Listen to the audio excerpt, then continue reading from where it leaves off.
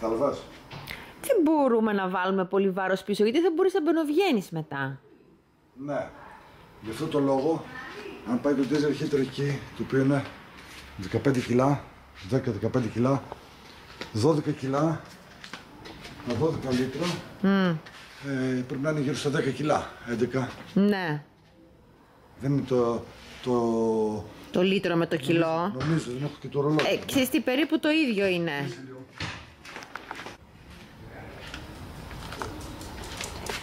Ένα λίτρο νερό, πόσα κιλά είναι? Είναι 1 κιλό. Γιατί η βενζίνα δεν είναι το ίδιο. Ένα λίτρο βενζίνα πόσα κιλά είναι? 1 λίτρο βενζίνης είναι περίπου 0,75 κιλά. Α, έχει πολύ διαφορά.